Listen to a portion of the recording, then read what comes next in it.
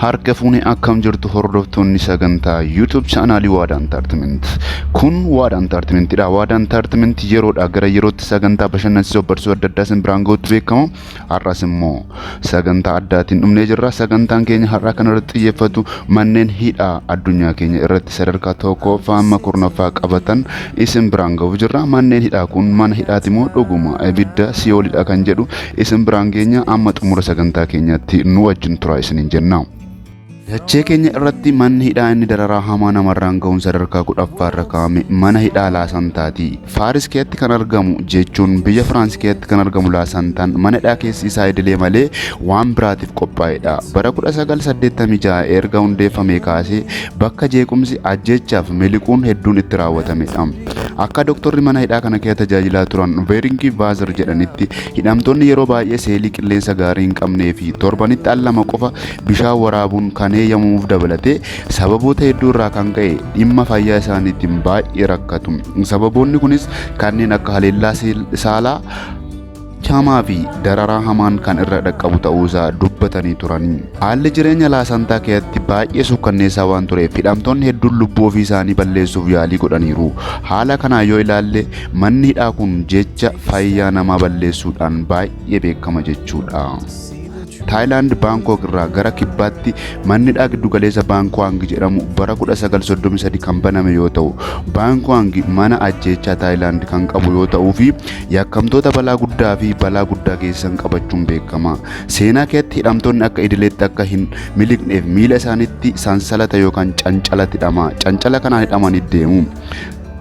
Manas keessa jiran bara 2013 kan jijjiiraman ta'us hidhamtoonni garmalee namaan guutaman hundi isaanii kutaa xiqqoo keessatti micciiramanii kan jiran yoo ta'u, dararaan akka barame kamirratti kan geggeeffamudha. Waardiyyoonni, dhukkubsattoonni sammuu, manguddoonni fi hidhamtoonni ulfa achi keessatti reebamuudhaan beekamu. Akkasumas immoo hidhamtoonni hanqina nyaataa qaban waan gatii qabu guddaa kamirratti yookaan haleellaa banuudhaan achi keessaa mancaasanii balleessu. Abdii kutannaarraa kan ga'es ofii isaaniin akka of ajjeesan gabaasni achi. Dachee kana irratti si'ool 8ffaa ta'uun kan sadarkaa qabate mana hidhaa Diyaarbaakir'dha. Kibba bahaa Tarkii keessatti kan argamu Diyaarbaakir sababa miidhaa hidhamtoota irratti raawwatamuun babal'atee fi sirnaawwan ta'een manneen hidhaa addunyaa irratti namummaa hin qabne keessaa isa tokkodha. Manni hidhaa kun namoota baay'ee walitti qabuun kan beekamu yoo ta'u, yeroo baay'ee hidhamtoota hirriba dhabuu, reebicha qaamaa fi saree nama ciniinsisuudhaan kan beekamudha. Leenjiin sareedhaaf gaaf kennamu hidhamtoota kanarratti kan kennamu yoo ta'u, kantiibaan magaalittii illee tonafiin ba'aniitu daawwatu jechuudha. Kun immoo addunyaa keenya irratti bakka balaa hamaa qabuu fi ibidda hamaa isa dhumaa ta'uudhaan beekama. Kantiibaan magaalittii illee tonafi mana hidhaa kana keessatti kan hidhamanii turan yoo ta'u, namoonni hedduun akka balfaatti qabamanii kan gad darbataman yoo ta'u, jechuunis mana hidhaa keessatti ajjeefamanii balfa fakkeeffamanii fuudhanii gatamu. Kunis dachee kanarra jira. Manni hidhaa kun yakkamtoota waraanaaf kan qophaa'e yoo ta'us 1980 keessa gara mana hidhaa namoota hidhuutti jijjiiramee ture. Karaa hamaa namarraan ga'uudhaan kan beekamu manni hidhaa sadarkaa 7ffaa dachee keenya irratti qabate mana hidhaa Sabentaati. Manni hidhaa Maraachiipoo Venezuelaa keessatti argamu kun mana hidhaa jeequmsa garmalee qabuu fi bara 1958 hanga bara 2013tti kan hojjetu ture. Sabentaan hidhamtoota 700 qofa akka keessummeessuuf kan ijaarame yoo ta'u, jalqaba bara 2010 keessa yeroo cufamu namoota 3700 qabata. Manni nama 700f ijaarame nama 3700 akkamiin qabate kan jedhu sammuu namaa keessatti gaaffiin ka'u gaaffii guddaadha jechuudha.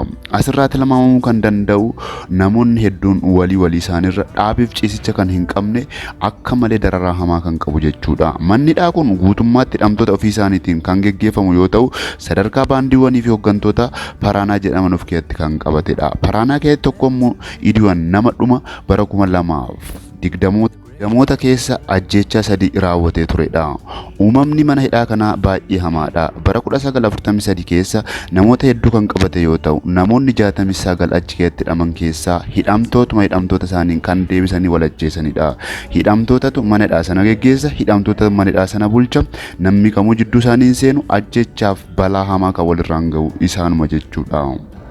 Sadarkaa ja'affaa irratti manni hidhaa argamu ADX Francis kan jedhamudha. Firaadamantii County of Colorado keessatti kan argamu yoo ta'u, ADX Florence mana hidhaa Supermax jechuudhaan sadarkaa tokkoffaarra kaa'ama. Achitti wanti nageenyaa tasumallee hin yaadamu. Yakkamtoota sadarkaa idil addunyaatti yakka guddaa hojjetanii kan guutamu yoo ta'u, yakkamtoonni kun yeroo baay'ee garmalee jeequmsa kan qaban yoo ta'u, akkaataa idileetti hojjettoota mana hidhaa sana keessa jiran illeef balaa guddaadha. Hojjettoonni mana hidhaa sana keessa jiran yakkamtoota kanaan illee sodaaf dararaa hamaan kan jiraatan yoo ta'u, hidhamtoota dabalatee namoonni achi hojii idilee isaanii hojjetan illee mana hidhaa sana keessatti akka waan argamanitti lakkaa'amu. Sababiin isaanii hojiidhaaf dhaqe yoo hin taane xiinsammuudhaaf akka hamaatti saaxilamu jechuudha. Manni hidhaa kun hidhamtoota 359 qofa kan qabdu yoo ta'u, tokkoon tokko isaanii guyyaatti yookaan sa'aatii 24 keessaa sa'aatii 23f kutaa konkireetii yookaan immoo kutaa baay'ee qorraa keessatti hidhamanii tursiifamu. Yeroo baay'ee fayyaan sammuu isaaniillee baay'ee balaa keessa kan jirudha. Kanaanis lubbuun namoota hedduu kan darbudha. Yeroo baay'ee fayyaan sammuu seelii keessaa kan hammatamu yoo ta'u, waggoota darban keessatti yoo xiqqaate hidhamtoonni 8 ol guyyaatti kan ajjeefamanidha. Hidhamtoonni mana hidhaa kana keessaa kanneen beekamoo ta'an keessaa muraasni boombii bara 1993 giddugaleessa daldala addunyaa shororkeessitoota hedduu Alqaayidaa waliin hidhatan qaban kan jedhan achi keessatti hidhamanii argamu. Dararaa hamaa namarraan gahuudhaan dachee keenya yookaan pilaaneetii keenya irratti sadarkaa 5ffaa qabate mana sirreessaa Kiraandur jedhama. Bara 1920tti kan ijaarame Kiraandur Biraazil yeroo tokko mana hidhaa guddaa Ameerikaa kibbaa yoo ta'u, hidhamtoota 8,000 ol kan qabate turedha. Manni hidhaa kun qulqullina jireenya gaarii hin taane, dhimma fayyaa babal'atee fi sarbama mirga namummaa hedduudhaan maqaa gaarii kan hin qabne ture.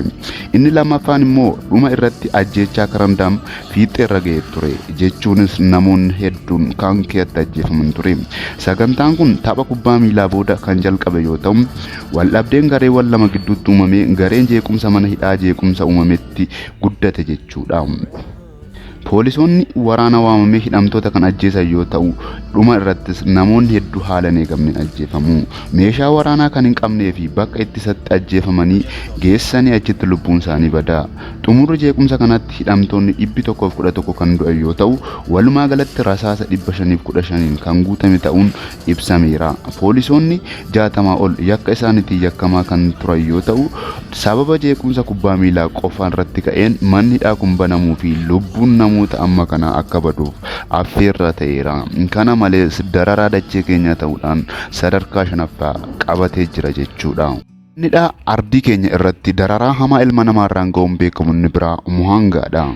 Duraan mana hidhaa Guantanamo jedhamee kan beekamu manni hidhaa Rwaandaa Muhanga hidhamtoota 400 qofa akka keessummeessuuf kan ijaarame yoo ta'u, dhumarratti garuu namoota 7,000 qabateera.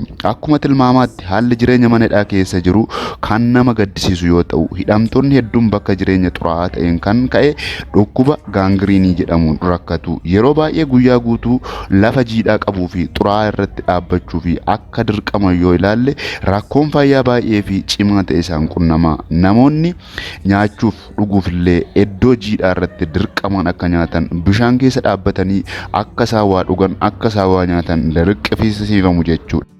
Nama 400f qophaa'ee nama 7,000 qabate kun bakka ciisumsaaf taa'umsaa tasumallee kan hin qabne yoo ta'u, isumayyuu taa'uuf ciisuun bishaan keessaa fi bakka xuraa'aa mana fincaanii keessa ta'a jechuudha. Kun ardii Afrikaa biyya Rwaandaatti argama. Dararaa ilma namaa irraan ga'uunis sadarkaa 4ffaa qabatee jira. Manni hidhaa dararaa hamaa namarraan ga'uudhaan sadarkaa 3ffaa irratti kaa'ame Saan Kuwaantaamii. Saan Kuwaantaam bara 1852 kan baname yoo ta'u, ammallee manneen hidhaa Ameerikaa keessatti maqaa gaarii hin qabne keessaa tokko ta'ee jira. Biyyattii keessatti murtiin du'aa baay'inaan uummataatiin kan beekamu yoo ta'u, gaazexaan New York Times himeesfara dhiyaa keessatti isa guddaa jechuun caqasee jira. Bara 1893 irraa eegalee namoonni 400 ol kan ta'an Saan Kuwaantaam keessatti ajjeefamaniiru. Charles Manson, Richard Romarz fi Richard Cheese dabalatee dhiirota Ameerikaa balaa guddaa qaban tokko tokkoon kanneen keessatti ajjeefaman keessaa isa muraasadha jechuudha. Ameerikaan ardii dimokiraasiidhaan faarfamtu yoo taatus, manneen hidhaa akkasii keessatti argamuun ishee garuu ajaa'iba ishee jechisiisa.